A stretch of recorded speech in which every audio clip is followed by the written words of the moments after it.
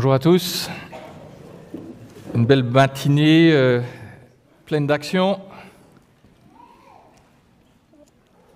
C'est toujours très émouvant de voir des personnes qui s'engagent encore pour Jésus. Aujourd'hui, je voudrais les encourager par ce passage et puis nous avertir aussi tous.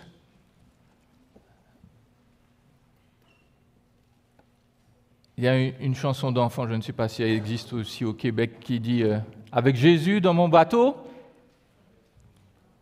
je peux rire de la tempête, rire de la tempête, rire de la tempête. Avec Jésus dans mon bateau, je peux rire de la tempête en route vers le ciel. » Vous ne la connaissez pas, c'est pas grave. Voici un concept que vous connaissez bien par contre. On parle beaucoup d'immigration au Québec ou au Canada en général. Les immigrés, c'est des gens qui arrivent, qui partent de leur pays et qui s'installent dans un autre. Et moi, je voudrais vous parler de ce voyage que Clara, que Julien ont débuté il y a plusieurs années de ça et que la plupart d'entre nous ici ont commencé. Je voudrais vous parler des migrations, pas d'immigration, des migrations. Nous sommes en route. Nous sommes en train de partir de notre pays d'attache, d'origine, et nous nous rendons vers le ciel. Ce matin, vous avez vu illustrer devant vous cette réalité qui nous est expliquée là, un peu, au début, des versets 1 à 3 ou à 4. Même dans l'Ancien Testament, on nous parle déjà de baptême. Le peuple d'Israël était esclave en Égypte. Dieu leur a envoyé un libérateur et ce libérateur les a délivrés et ils sont passés, si vous vous rappelez bien, lorsqu'ils ont été délivrés par la dernière plaie, la mort du fils aîné, ils sont passés par la mer Rouge ou la mer des roseaux, diraient certaines traductions. Il n'empêche, ils sont passés par la mer, ils sont passés dans l'eau symboliquement et puis ils en sont ressortis, ils étaient en route vers leur pays, vers le nouveau pays, vers le paradis promis. Et donc, aujourd'hui, on va voir trois choses. On va parler de... Oula, je suis déjà arrivé à la conclusion, excusez-moi. C'est bien, ça va vite. Mon message a duré 2 minutes. On va voir trois choses. L'immigration, c'est tout un symbole. Il faut la bonne motivation et puis pour immigrer, et puis troisièmement, comment bien vivre son immigration. Et ensuite, on va faire une conclusion. J'irai vite sur le premier point. Il nous a été bien expliqué par Clara, Julien, par Jean-Michel. Le baptême, ce n'est pas une opération magique. On n'a rien mis dans l'eau. Nos prières n'ont pas fait une espèce de truc. Non, Julien et Clara ont pris position par rapport à une série d'informations qu'on leur a données, d'informations vraies, et ils ont décidé de faire confiance à Dieu. J'y reviens dans quelques instants. Notre passage là, il se trouve dans un endroit particulier de la lettre aux Corinthiens. Les Corinthiens, c'est des chrétiens qui vivaient dans la ville de Corinthe il y a plus de 2000 ans de ça. Et cette lettre-là vise à corriger certaines erreurs de pensée, de pratique dans leur vie. Paul parle du mariage, chapitre 7, des limites de la liberté chrétienne, chapitre 8.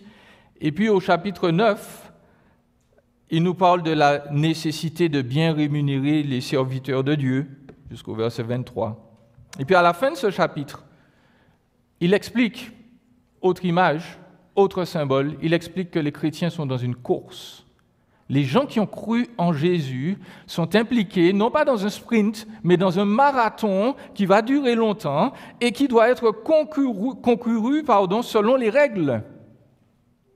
Et ces règles, c'est quoi? Eh bien, c'est simplement la ressemblance à Jésus. Il nous faut concourir de manière à ressembler à Jésus. On ne peut pas arriver au pays de Jésus si on n'est pas citoyen de ce pays. On ne peut pas arriver au ciel si on ne ressemble pas au roi du royaume. Et puis, l'exhortation qu'il nous donne là, symboliquement, il nous rappelle, Israël était esclave en Égypte, il a reçu un libérateur qui l'a emmené dans un pays promis. De la même manière, Jésus est venu nous délivrer de notre esclavage moral et spirituel. Je n'ai pas besoin de trop m'étendre dessus. Beaucoup veulent dénoncer les pratiques esclavagistes d'avant. Étant un descendant d'esclaves moi-même, je peux vous dire que c'est très gentil. Mais, on n'a pas blâmé des gens aujourd'hui pour des choses qui se sont passées il y a 300 ans. Et deuxièmement, il y a pire en termes d'esclavage. En fait, tous les êtres humains sont esclaves. Tous, sans exception. Et Jésus est venu, par sa mort et sa résurrection, nous délivrer de cet esclavage. L'esclavage, c'est quoi? C'est une pensée de rébellion contre Dieu. Nous disons à Dieu, nous n'avons pas besoin de toi pour vivre, et nous vivons selon nos propres désirs. Ça, c'est un esclavage. Et tout le monde le sait. En tout cas, dans l'Occident, tout le monde le sait. Nous avons même des proverbes qui en parlent.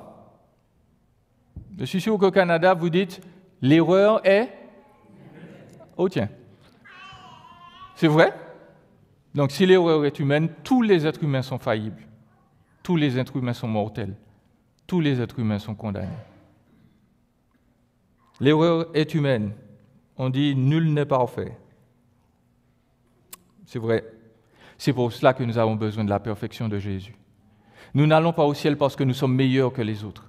Nous allons au ciel parce que nous avons reconnu notre imperfection et nous avons reconnu que Jésus est venu nous délivrer de cette imperfection par sa mort et son sacrifice. Avançons, le temps passe. Pour arriver au ciel, il faut la bonne motivation. Vous pouvez noter au verset 5 qu'il y a des gens qui ont placé leur confiance en un libérateur, en Jésus-Christ, qui ont été baptisés aussi, et puis aujourd'hui, ils ne sont plus avec nous. Non pas simplement parce qu'ils sont dans une autre assemblée quelque part et qu'ils croient toujours en Jésus, mais ils ont laissé tomber la chose.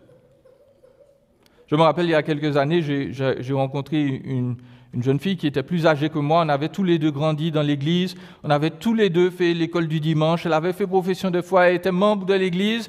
Et puis, un jour, elle est partie. Et je l'ai rencontrée dans un centre d'achat. Je suis très content de la voir. Je lui ai dit hey, « Salut !» Je ne vais pas dire son nom. Elle m'a dit hey, « Bonjour, Joël, comment vas-tu ?» Je lui ai dit « Mais ça va bien. Écoute, on se donne des nouvelles. » Elle m'a dit qu'elle travaille à tel endroit. Je lui ai dit « Écoute, je suis pasteur justement à l'église de Plateau-Fofo. » Elle m'a dit « Jean-Élie, tu es toujours dans ça ?» Comme ça. Sur sa tête, j'ai lu sa déception. Mais comment, Jean-Élie, tu es idiot ou quoi? Qu'est-ce que tu fais là toujours?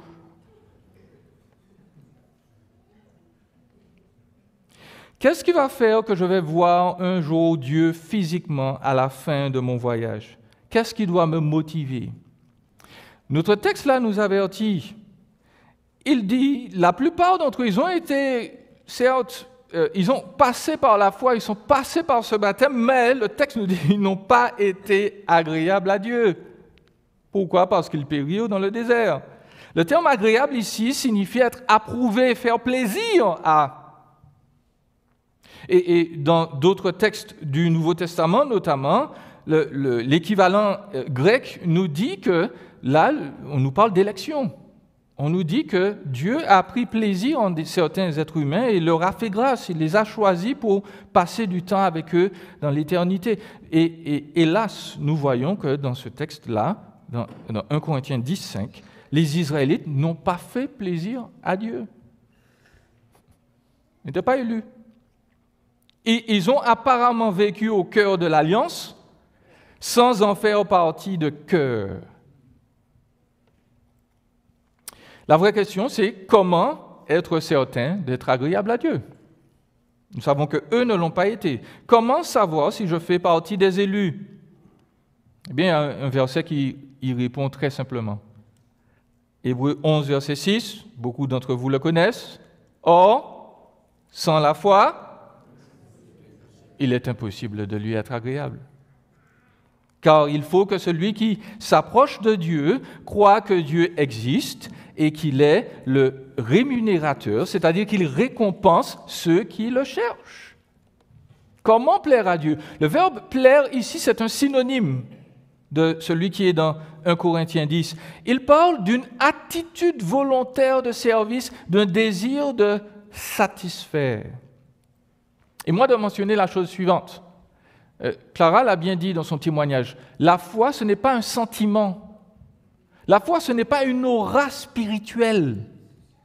La foi, ce n'est pas une espèce d'intuition.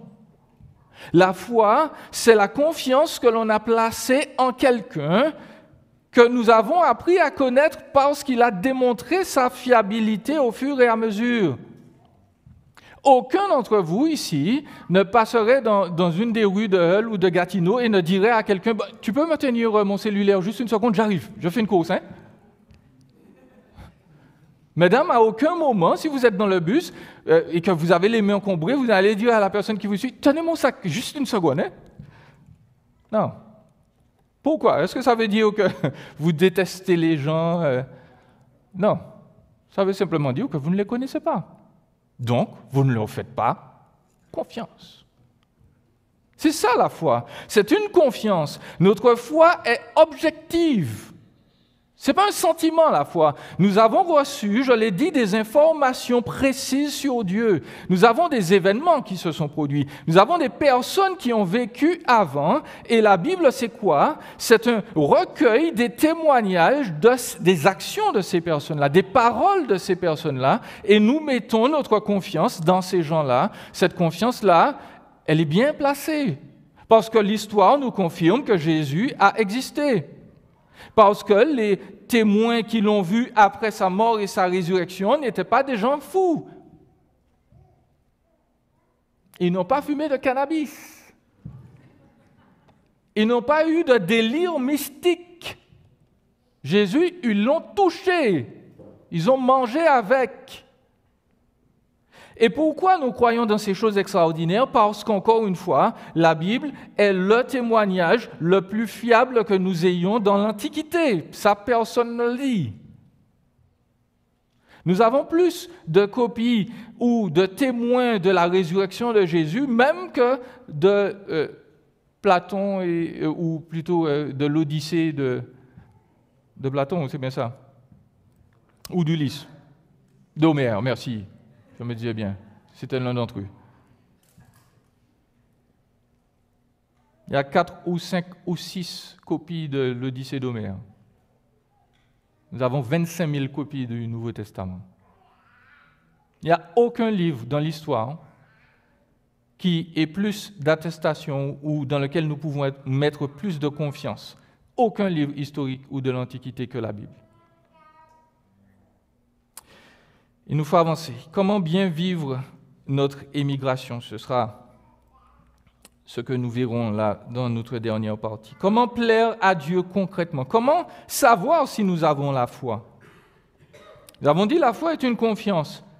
Et comment savoir si la personne a bien fait confiance en Christ? Eh bien, l'Écriture nous dit, dans Colossiens 1, verset 10 par exemple, que pour marcher d'une manière digne du Seigneur et lui être entièrement agréable, nous portons des fruits en toutes sortes de bonnes œuvres, croissant par la connaissance de Dieu.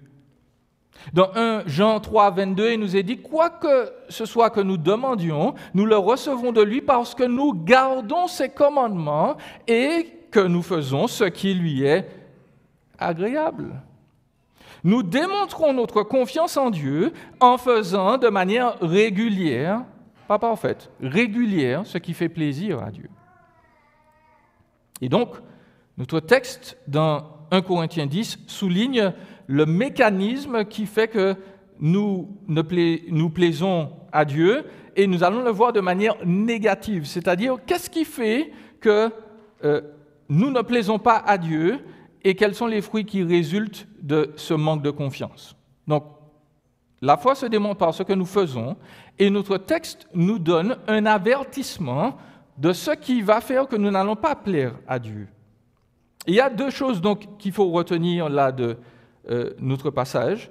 C'est bien l'idée d'une racine qui nous retient et qui nous fait mal, et puis des fruits de cette racine qui nous freinent. Deux choses. La racine qui nous retient, les fruits qui nous freinent. Notre passage nous a dit, à partir du verset 6, ces choses sont arrivées pour nous servir d'exemple afin que nous n'ayons pas de mauvais désirs comme ils en ont eu.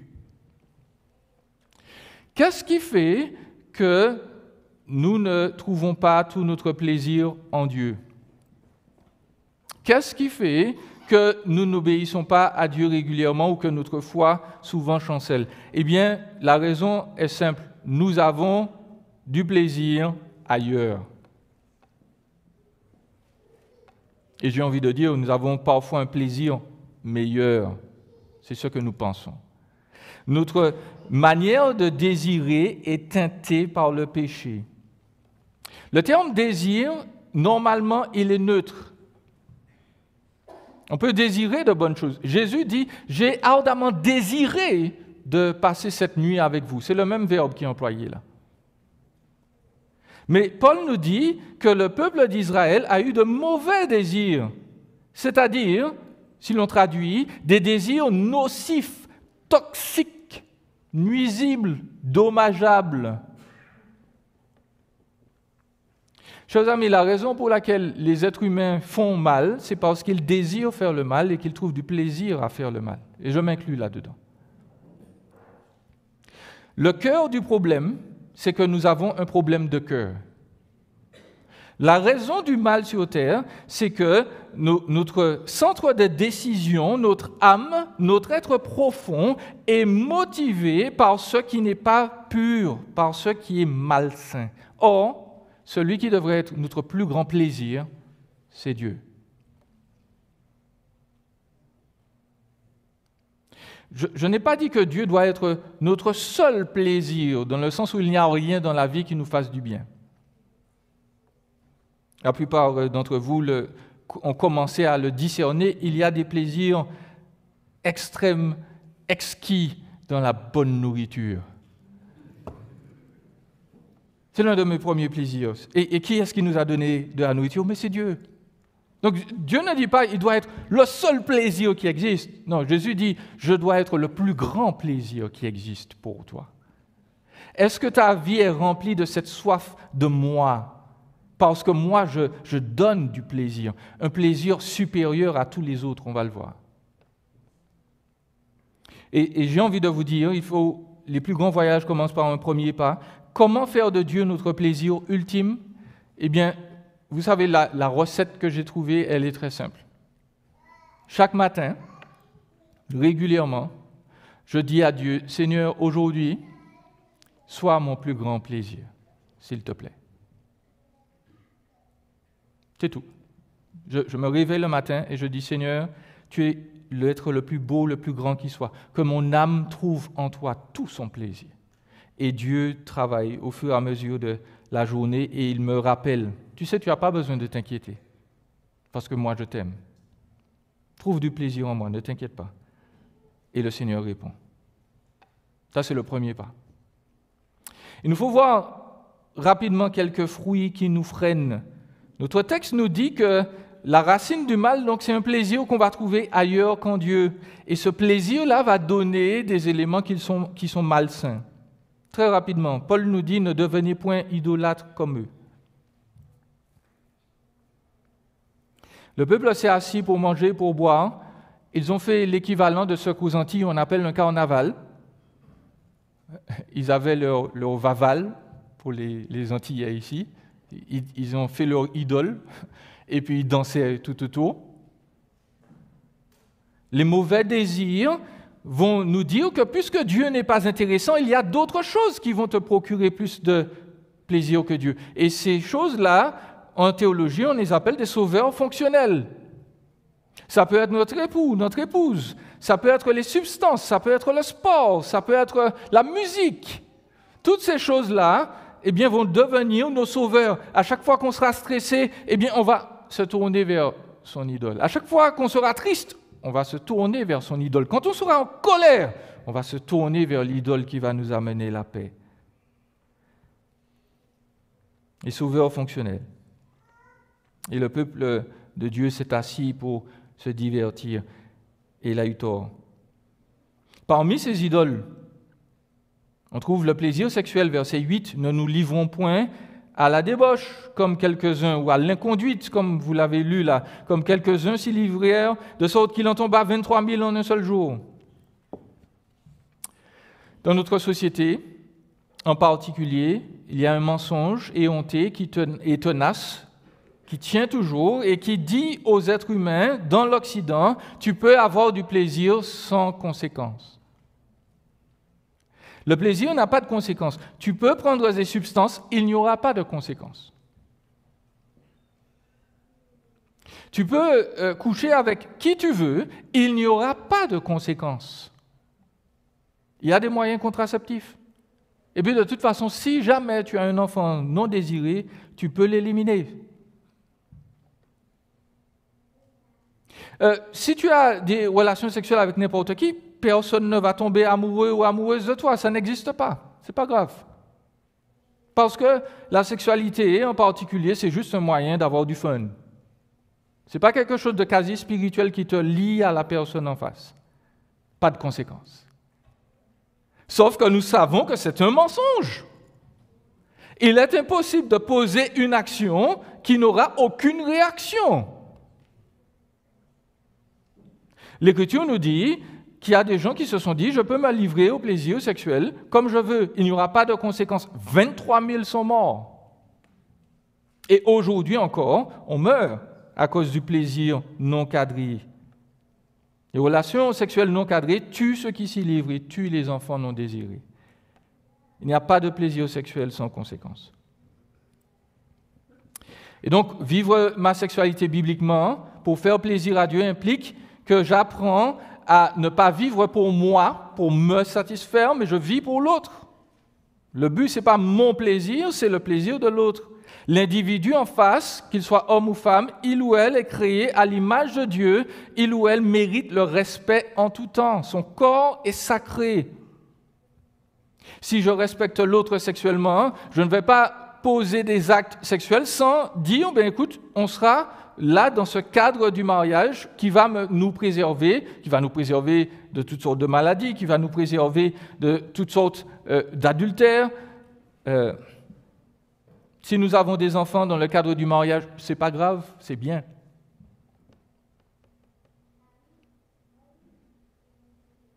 Si je me préserve, je n'aurai pas de regrets, parce que Dieu veut me faire plaisir à travers la sexualité, il ne veut pas me piéger.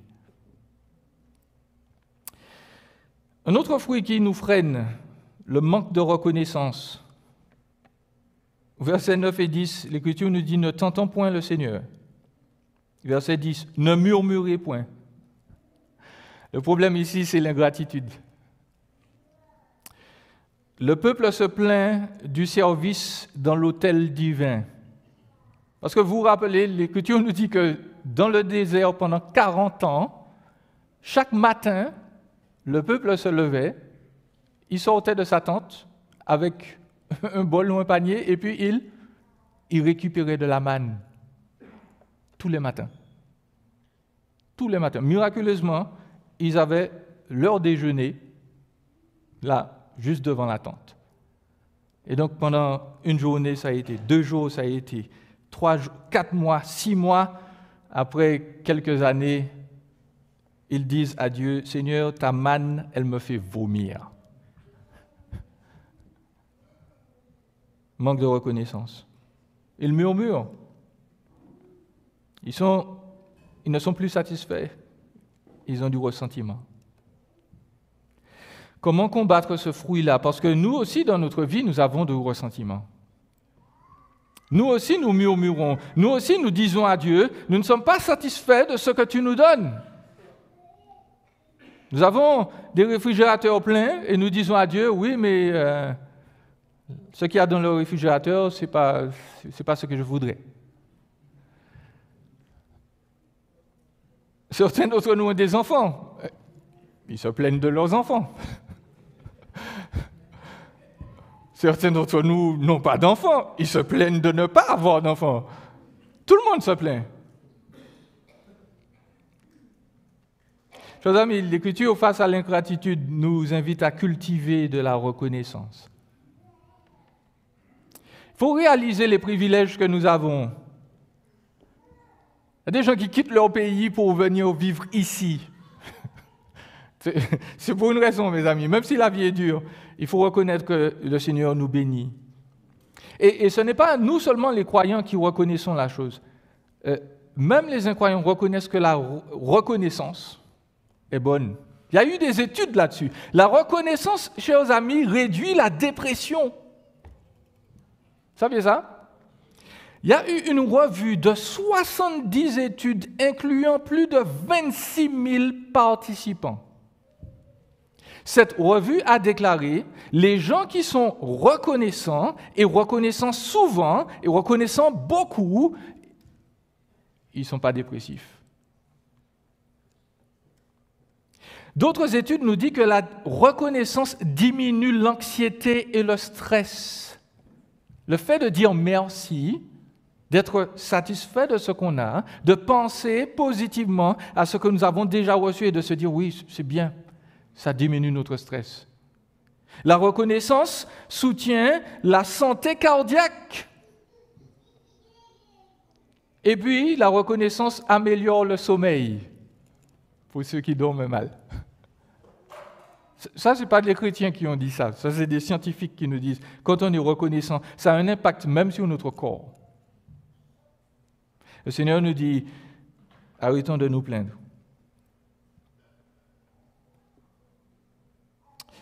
L'Écriture nous invite aussi à cultiver l'humilité. Que celui qui se croit debout prenne garde de tomber. L'humilité, le mot humilité nous rapproche du sol. Il vient du terme humus, en latin, le sol.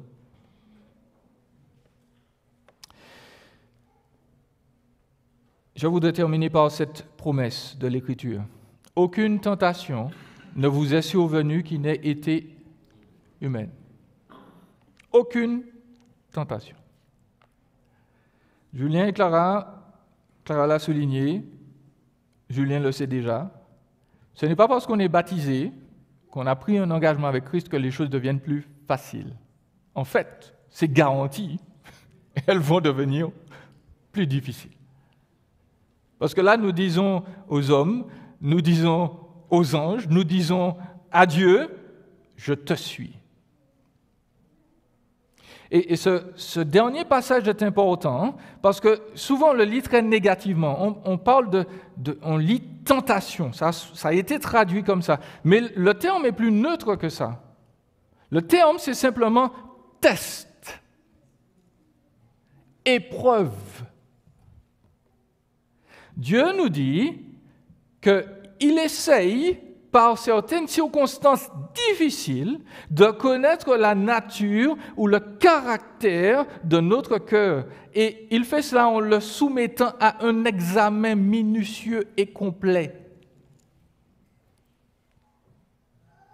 J'espère ne pas être misogyne quand je vous dis que Dieu est comme une femme qui demande « Est-ce que tu m'aimes vraiment ?» Comment tu m'aimes vraiment? On va vérifier la chose. Et nos épreuves et nos tests, nos moments difficiles, nos moments de pression, c'est le temps où Dieu dit « Écoute, je veux voir ce qui est dans ton cœur. Qu'est-ce qui est dans ton cœur? Dis-moi ce qui est dans ton cœur. » Et le but de Dieu, ce n'est pas de nous faire chuter. Il dit « Aucun test ne vous est survenu qui n'ait été humain. » Dieu, il est fidèle. Il ne va pas permettre que tu sois testé au-delà de tes forces. Le but de Dieu, ce n'est pas de nous faire chuter. Le but de Dieu, c'est de nous faire réussir. Parfois, les agents de test sont mauvais. Parfois, l'ennemi va venir et, comme Jésus, dire « Est-ce que Dieu a vraiment dit ?» Ça, c'est l'agent du test. Satan, les hommes, notre chair, veut nous faire chuter. Dieu veut nous tester. Et il nous dit « Est-ce que tu m'aimes vraiment ?» À chacun de nos tests, nous avons une solution.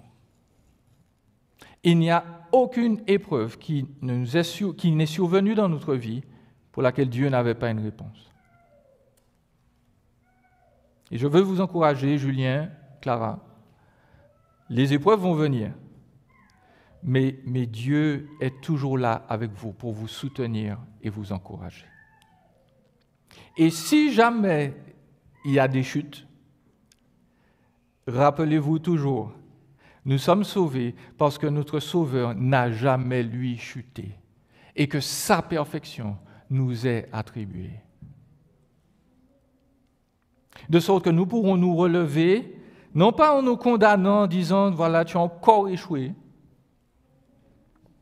mais en nous disant plutôt « oui, mais rappelle-toi, Jésus a triomphé pour toi. Jésus est là, il intercède toujours pour toi. » Et cette épreuve-là, elle ne va pas durer tout le temps. Et cette racine mauvaise qui essaie de te retenir, ces fruits qui te freinent, eh bien Jésus t'a donné la force. Tu vas triompher, tu ne vas pas échouer. Le texte nous a rappelé que Jésus, il a été avec les Israélites tout le temps.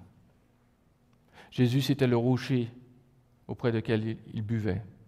Jésus est la vraie manne du ciel qui les nourrit.